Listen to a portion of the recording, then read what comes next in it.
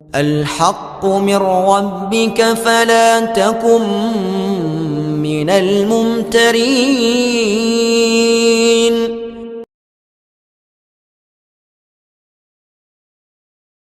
Dukun dakwah Al-Haqqu TV, pembangunan asrama, panti asuhan dan pondok pesantren Al-Haqqu, serta pembangunan Masjid Islamic Center Al-Haqqu.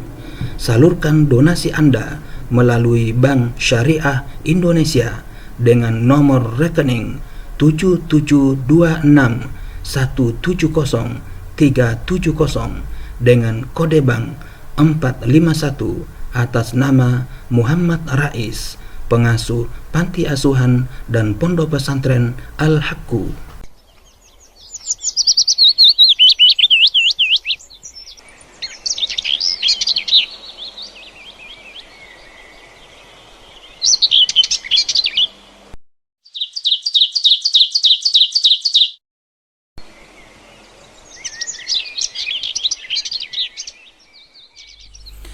Bismillahirrahmanirrahim. Assalamualaikum warahmatullahi wabarakatuh. Alhamdulillahi rabbil alamin. Wassalatu wassalamu ala rasulillah Muhammadin wa ala alihi wa ashabihi wa man tabi'ahuda ila yaumiddin, amma ba'd. Para sahabat Al-Haqqu TV dimanapun Anda berada, alhamdulillah kita bersua kembali dalam rangka melanjutkan penyampaian materi Kamus Kecil Al-Quran, homonim kata secara alfabetis. Kali ini kita telah sampai ke bagian yang ke-15, yaitu huruf ta. Kosakata yang dimulai dengan huruf ta dalam Al-Quran yaitu ada kata togut. Kata togut dalam Al-Quran memiliki 3 arti. Yang pertama artinya setan, sebagaimana disebutkan dalam Quran surah Al-Baqarah, surah yang kedua ayat 256. Allah Subhanahu wa taala berfirman, "Karena itu barang siapa yang ingkar kepada tagut, yakni setan." Kemudian Quran surah An-Nisa, surah yang keempat ayat 76. Allah Subhanahu wa taala berfirman, "Dan orang-orang yang kafir berperang di jalan tagut," yakni berperang dalam rangka ketaatan kepada setan. Selanjutnya Quran surah Al-Maidah, surah yang kelima ayat 60. Allah Subhanahu wa taala berfirman, "Di antara mereka ada yang dijadikan kera dan babi, dan orang yang menyembah tagut," yakni menyembah setan. Yang kedua, penyembahan berhala, sebagaimana disebutkan dalam Quran surah An-Nahl, surah yang ke-16 ayat 36. Allah Subhanahu wa taala berfirman, "Dan sesungguhnya kami telah mengutus Rasul pada tiap-tiap umat untuk menyerukan, sembahlah Allah saja dan jauhilah tagut," yakni jauhilah penyembahan berhala. Perhatikan juga Quran surah Az-Zumar, surah yang ke-39 ayat 17. Allah Subhanahu wa taala berfirman, "Dan orang-orang yang menjauhi tagut, yaitu tidak menyembahnya," yakni orang-orang yang menghindari penyembahan berhala. Kemudian yang ketiga, tagut, yakni Ka'ab bin Al-Ashraf, sebagaimana disebutkan dalam Quran surah Al-Baqarah, surah yang kedua ayat 257. Allah Subhanahu wa taala berfirman, "Dan orang-orang yang kafir pelindung-pelindungnya ialah tagut," yakni Ka'ab bin Al-Ashraf. Perhatikan juga Quran surah An-Nisa, surah yang keempat ayat 51. Allah Subhanahu wa taala berfirman, "Apakah kamu tidak memperhatikan orang-orang yang diberi bahagian dari Alkitab? Mereka percaya kepada jib dan tagut," yakni kaum Yahudi menaruh keyakinan kepada jib dan tagut, yakni Ka'ab bin Al-Ashraf. Kemudian lihat juga Quran surah An-Nisa, surah yang keempat ayat 60. Allah Subhanahu wa taala berfirman, mereka hendak berhakim kepada Tagut, yakni Ka'ab bin al-Ashraf. Secara ringkas kami paparkan kembali bahwasanya Tagut dalam Al-Quran mempunyai 3 arti.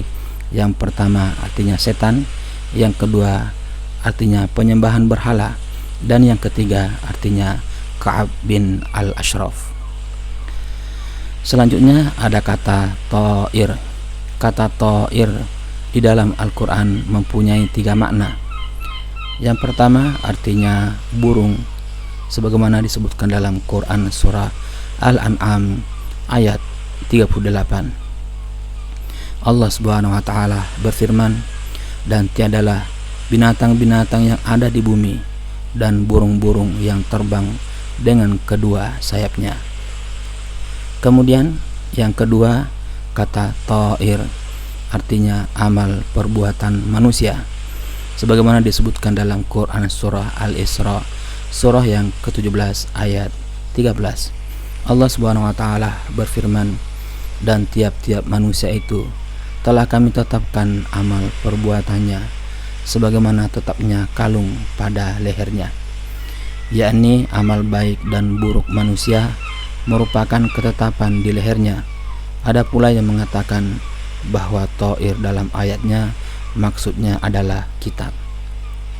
Yang ketiga, ta'ir artinya nasib sial, sebagaimana disebutkan dalam Quran surah Al-A'raf surah yang ke-7 ayat 131. Allah Subhanahu wa taala berfirman, kemudian apabila datang kepada mereka kemakmuran, mereka berkata, itu adalah karena usaha kami. Dan jika mereka ditimpa kesusahan, mereka lemparkan sebab kesialan itu kepada Musa dan orang-orang yang besertanya. Jadi kata ta'ir dalam Al-Quran mempunyai 3 makna. Yang pertama, ta'ir bermakna burung. Yang kedua, ta'ir bermakna amal perbuatan manusia. Yang ketiga, ta'ir bermakna nasib sial. Seterusnya ada kata tabaq. Kata tabaq di dalam Al-Quran memiliki 2 makna. Yang pertama berarti tingkatan langit, sebagaimana disebutkan dalam Quran surah Nuh surah yang ke-70 ayat 15. Allah Subhanahu wa taala berfirman, tidakkah kamu perhatikan bagaimana Allah telah menciptakan 7 langit bertingkat-tingkat. Yang kedua, kata tabaq artinya keadaan, sebagaimana disebutkan dalam Quran surah Al-Insyiqaq surah yang ke-84 ayat 19. Allah Subhanahu wa taala berfirman, maka sesungguhnya aku bersumpah dengan cahaya merah di waktu senja dan dengan malam dan apa yang diselubunginya, dan dengan bulan apabila jadi purnama. Sesungguhnya kamu melalui tingkat demi tingkat, yakni keadaan demi keadaan.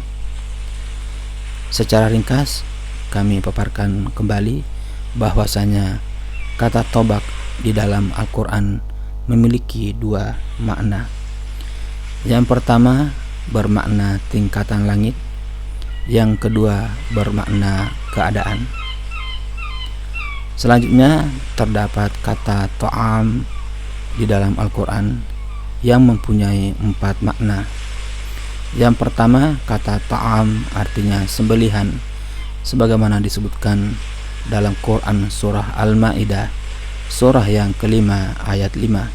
Allah Subhanahu wa taala berfirman, makanan orang-orang yang diberi Alkitab itu halal bagimu, dan makanan kamu halal pula bagi mereka, yakni sembelihan mereka halal bagimu dan sembelihanmu halal bagi mereka. Yang kedua, ta'am artinya makanan, sebagaimana disebutkan dalam Quran surah Al-Ma'idah surah yang ke-5 ayat 95. Allah Subhanahu wa taala berfirman, menurut putusan 2 orang yang adil di antara kamu sebagai hadiah yang dibawa sampai ke Ka'bah atau dendanya membayar kafarat dengan memberi makan orang-orang miskin, yakni makan itu sendiri. Perhatikan juga Quran surah Al-Insan, surah yang ke-76 ayat 8. Allah Subhanahu wa taala berfirman, dan mereka memberikan makanan yang disukainya kepada orang miskin. Yang ketiga, ikan laut, sebagaimana disebutkan dalam Quran surah Al-Maidah, surah yang kelima ayat 96. Allah Subhanahu wa taala berfirman, dihalalkan bagimu binatang buruan, laut dan makanan yang berasal dari laut sebagai makanan yang lezat bagimu dan bagi orang-orang yang dalam perjalanan, yakni ikan laut yang bermanfaat bagimu dan bagi mereka. Yang keempat, artinya nasi, sebagaimana ditegaskan dalam Quran surah Al-Kahfi, surah yang ke-18 ayat 19. Allah Subhanahu wa taala berfirman, dan hendaklah dia lihat bagaimanakah makanan yang lebih baik, yakni nasi.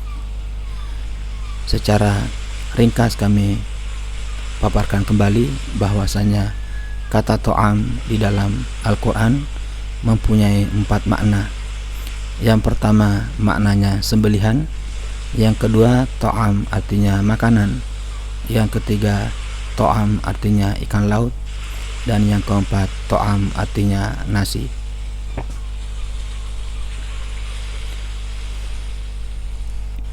Selanjutnya ada kosakata ta'mu.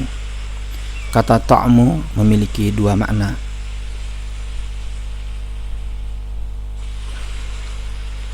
Yang pertama maknanya makan, sebagaimana disebutkan dalam Quran surat Al-An'am ayat 145. Allah Subhanahu wa taala berfirman, tiadalah aku peroleh dalam wahyu yang diwahyukan kepadaku sesuatu yang diharamkan bagi orang yang hendak memakannya.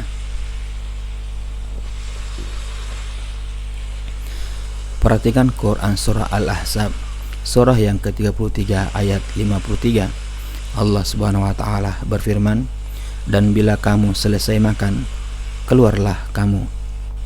Kemudian makna yang kedua, ta'mu artinya minum, sebagaimana disebutkan dalam Quran surah Al-Baqarah, surah yang kedua ayat 249.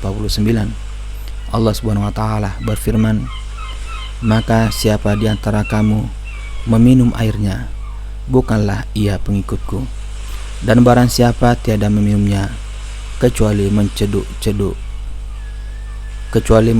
seceduk tangan, maka dia adalah pengikutku. Juga dalam Quran surah Al-Maidah, surah yang kelima ayat 93, Allah Subhanahu wa taala berfirman, tidak ada dosa bagi orang-orang yang beriman dan mengerjakan amalan yang soleh karena apa yang telah mereka minum dahulu, yakni arak yang diminum dahulu sebelum diharamkan. Secara ringkas kami paparkan kembali bahwasanya kata ta'mu dalam Al-Quran memiliki 2 makna. Yang pertama, ta'mu bermakna makan, dan yang kedua, ta'mu artinya minum. Kosakata selanjutnya ada kata tuqyan yang mempunyai 4 makna. Yang pertama, tuqyan artinya kesesatan, sebagaimana disebutkan dalam Quran surah Al-Baqarah ayat 15. Allah Subhanahu wa taala berfirman, Allah akan membalas olok-olokan mereka dan membiarkan mereka terombang-ambing dalam kesesatan mereka. Kemudian perhatikan Quran surah Yunus, surah yang ke-10 ayat 11. Allah Subhanahu wa taala berfirman, maka kami biarkan orang-orang yang tidak mengharapkan pertemuan dengan kami bergelimangan di dalam kesesatan mereka. Kemudian Quran surah As-Saffat, surah yang ke-37 ayat 30. Allah Subhanahu wa taala berfirman, bahkan kamulah kaum yang sesat. Yang kedua, kata tughyan artinya maksiat atau pembangkangan terhadap perintah Allah Subhanahu wa taala. Perhatikan Quran surat Thaha surah yang ke-20 ayat 24.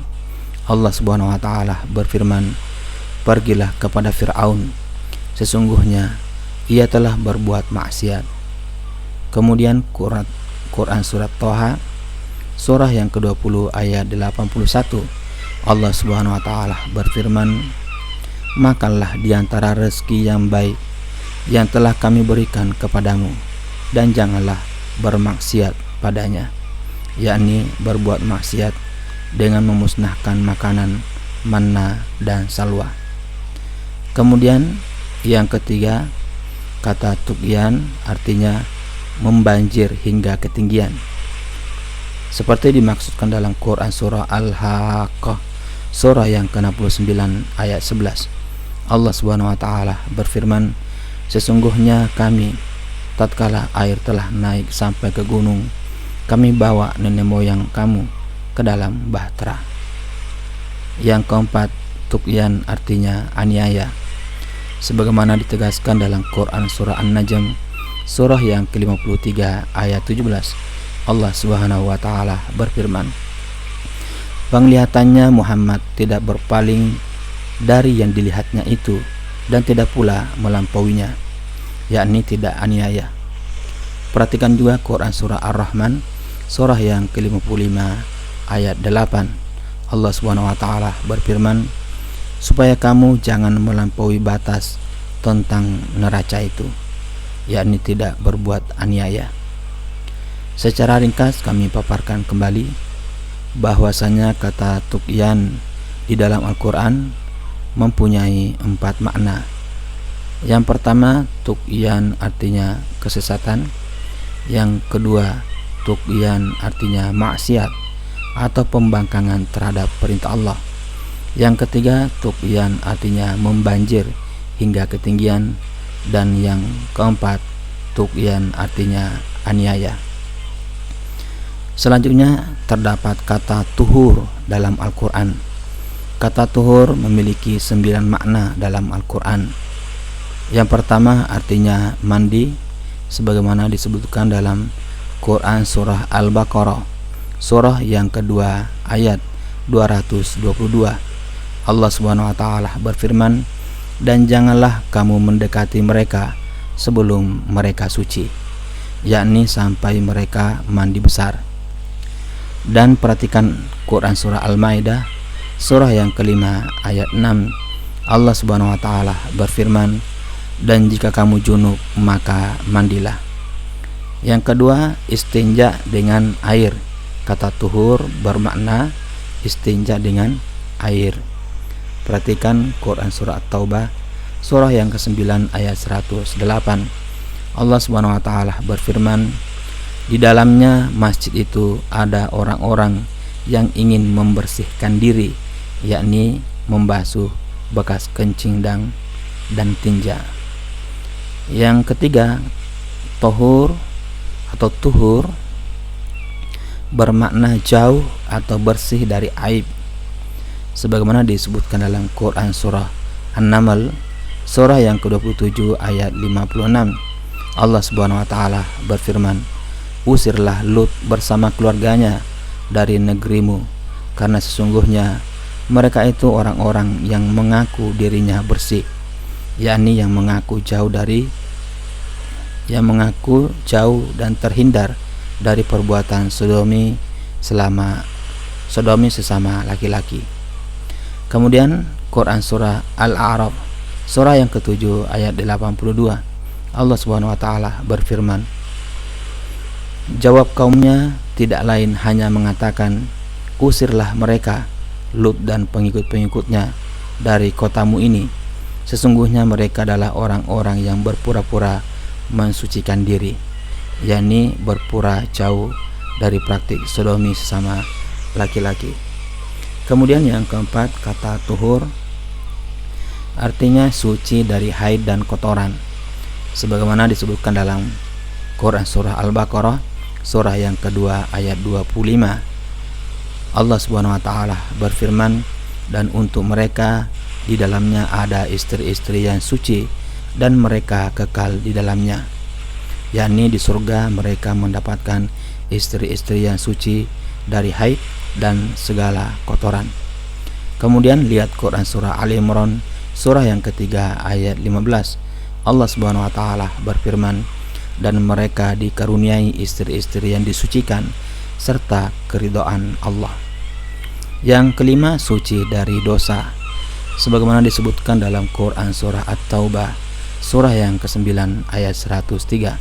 Allah Subhanahu wa taala berfirman, ambillah zakat dari sebagian harta mereka, dengan zakat itu kamu membersihkan dan mensucikan mereka. Maksudnya membersihkan dari dosa. Sedangkan mensucikan berarti membawa maslahat bagi mereka. Perhatikan juga Quran surah Al-Mujadalah surah yang ke-58 ayat 12. Allah Subhanahu wa taala berfirman, hai orang-orang beriman, apabila kamu mengadakan pembicaraan khusus dengan Rasul, hendaklah kamu mengeluarkan sedekah kepada orang miskin sebelum pembicaraan itu. Yang demikian itu lebih baik bagimu dan lebih bersih, yakni lebih bersih atas dosa-dosamu. Yang keenam, suci dari syirik dan kufur, sebagaimana disebutkan dalam Quran surah Al-Baqarah surah yang kedua ayat 125.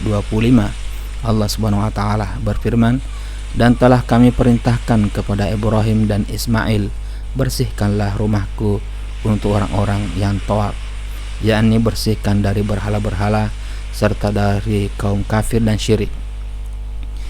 Berikutnya Quran surah Abasa surah yang ke-80 ayat 14. Allah Subhanahu wa taala berfirman, di dalam kitab-kitab yang dimuliakan, yang ditinggikan lagi disucikan, yakni disucikan dari kesyirikan dan kekafiran. Yang ketujuh, kesucian hati dari keraguan, sebagaimana disebutkan dalam Quran surah Al-Baqarah surah yang kedua ayat 232. Allah Subhanahu wa taala berfirman, itu lebih baik bagimu dan lebih suci, yakni lebih suci bagi hati lelaki dan perempuan dari keraguan. Perhatikan juga Quran surah Al-Ahzab surah yang ke-33 ayat 53. Allah Subhanahu wa taala berfirman, apabila kamu meminta sesuatu keperluan kepada mereka istri-istri Nabi, maka mintalah dari belakang tabir. Cara yang demikian itu lebih suci bagi hatimu dan hati mereka, yakni kesucian dari keraguan. Yang kedelapan, kata tuhur artinya kesucian dari noda dan dosa, sebagaimana disebutkan dalam Quran surah Al-Ahzab surah yang ke-33 ayat 33. Allah Subhanahu wa taala berfirman, sesungguhnya Allah bermaksud hendak menghilangkan dosa dari kamu, hai ahlul bait, dan membersihkan kamu sebersih-bersihnya. Dan yang kesembilan, tuhur artinya halal, sebagaimana disebutkan dalam Quran surah Hud surah yang ke-11 ayat 78. Allah Subhanahu wa taala berfirman, hai kaumku, inilah putri-putriku, mereka lebih suci bagimu, yakni lebih halal bagimu. Secara ringkas kami paparkan kembali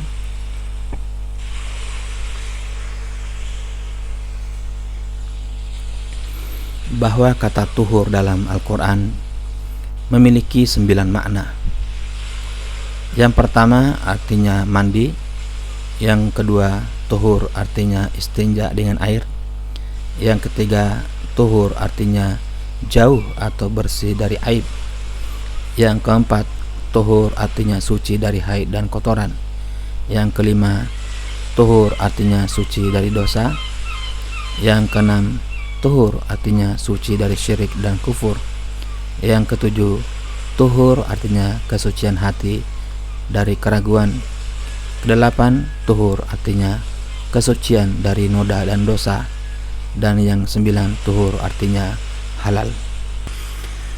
Selanjutnya ada kosakata thayyib yang di dalam Al-Quran mempunyai 3 makna.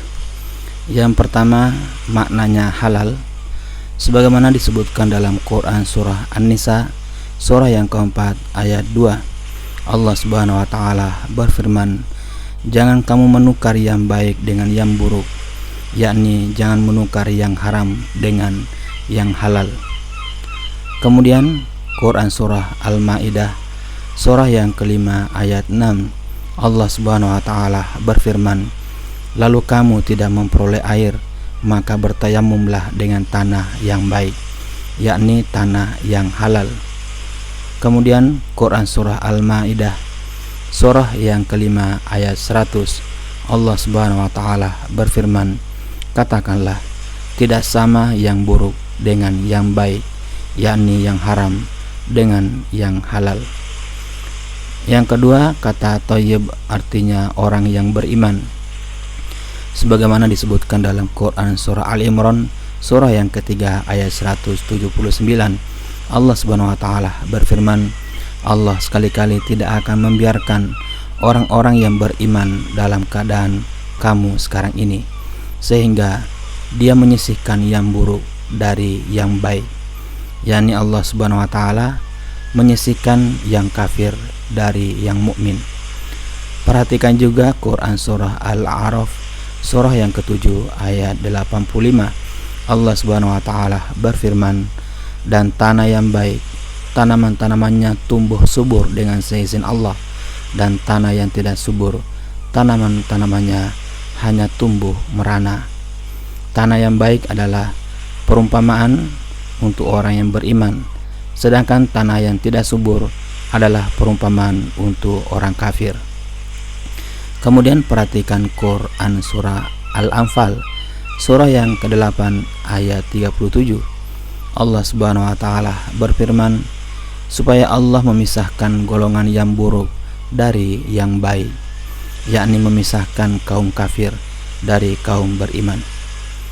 Yang ketiga, thayyib artinya baik, sebagaimana ditegaskan dalam Quran surah Ibrahim surah yang ke-14 ayat 24. Allah Subhanahu wa taala berfirman, Allah telah membuat perumpamaan kalimat yang baik seperti pohon yang baik. Kemudian Quran surah Fatir surah yang ke-35 ayat 10, Allah Subhanahu wa taala berfirman,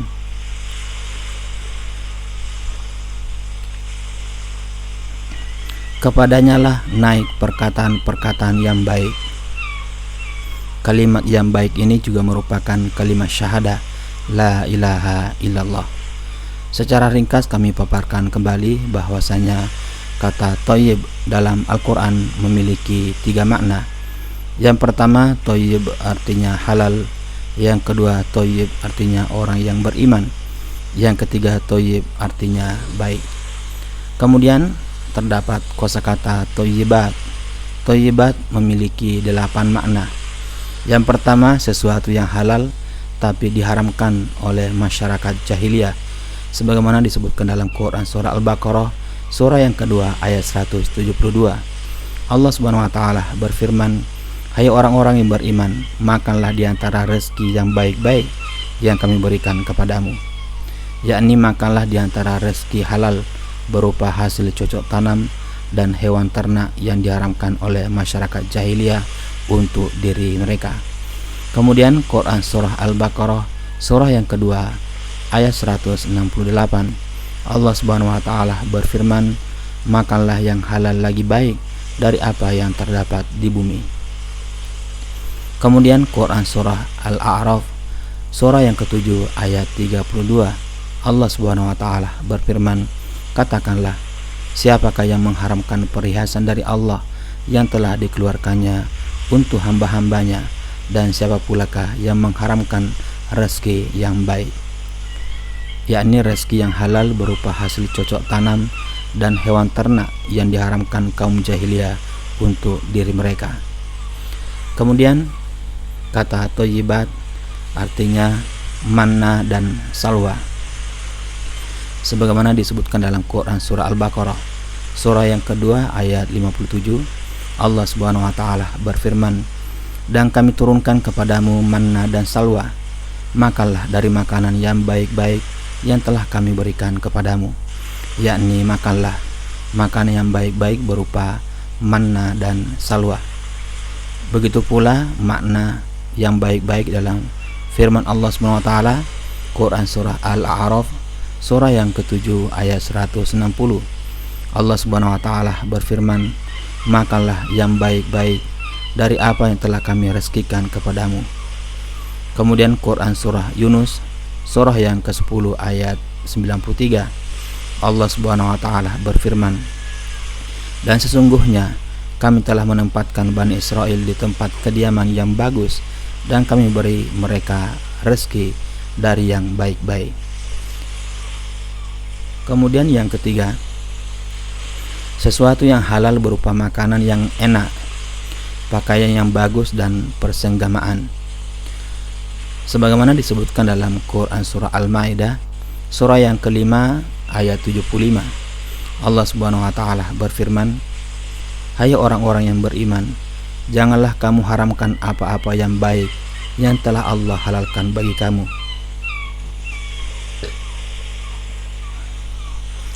Yakni sesuatu yang halal berupa makanan yang enak, pakaian yang bagus dan persenggamaan. Kemudian dalam Quran surah Al-Mu'minun surah yang ke-23 ayat 51, Allah Subhanahu wa taala berfirman, "Hai Rasul-Rasul, makanlah dari makanan yang baik-baik," yakni rezeki yang halal. Kemudian yang keempat, thayyibat artinya hewan berkuku serta lemak sapi dan kambing. Sebagaimana disebutkan dalam Quran surah An-Nisa surah yang keempat ayat 160. Allah Subhanahu wa taala berfirman, "Maka disebabkan kezaliman orang-orang Yahudi, kami haramkan atas memakan makanan yang baik-baik yang dahulunya dihalalkan bagi mereka," yakni daging setiap hewan yang berkuku serta lemak sapi dan kambing. Semua ini diharamkan dalam surah Al-An'am dan diharamkan pula untuk kaum Yahudi dan Taurat, tetapi dihalalkan untuk mereka setelah Muhammad SAW diutus sebagai nabi jika mereka beriman kepadanya, sebagaimana disebutkan dalam firman Allah Subhanahu wa taala dalam menyifati Nabi Muhammad SAW. Mereka menyuruh mereka mengerjakan yang ma'ruf dan melarang mereka dari mengerjakan yang mungkar dan menghalalkan bagi mereka segala yang baik, yakni menghalalkan bagi mereka lemak dan daging hewan yang berkuku.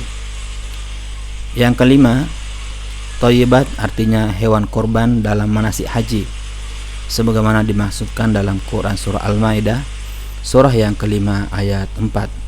Allah Subhanahu wa taala berfirman, "Mereka menanyakan kepadamu, apakah yang dihalalkan bagi mereka? Katakanlah, dihalalkan bagimu yang baik-baik." Kemudian Quran surah Al-Maidah surah yang kelima ayat 5. Allah Subhanahu wa taala berfirman, "Pada hari ini dihalalkan bagimu yang baik-baik," yakni hewan sembelihan yang halal. Kemudian yang keenam, thayyibat artinya perolehan perang yang halal. Sebagaimana disebutkan dalam Quran surah Al-Anfal surah yang ke-8 ayat 26, Allah Subhanahu wa taala berfirman, "Maka Allah memberi kamu tempat menetap yaitu Madinah, dan dijadikannya kamu kuat dengan pertolongannya, dan diberinya kamu rezeki dari yang baik-baik," yakni perolehan perang ghanimah pada perang Badar. Kemudian yang ketujuh, thayyibat artinya rezeki yang baik. Sebagaimana disebutkan dalam Quran surah Al-Isra surah yang ke-17 ayat 70. Allah Subhanahu wa taala berfirman, "Dan sesungguhnya telah kami muliakan anak-anak Adam. Kami angkut mereka di daratan dan di lautan. Kami beri mereka rezeki dari yang baik-baik," yakni rezeki yang baik berupa madu, kurma, gula dan lain-lain.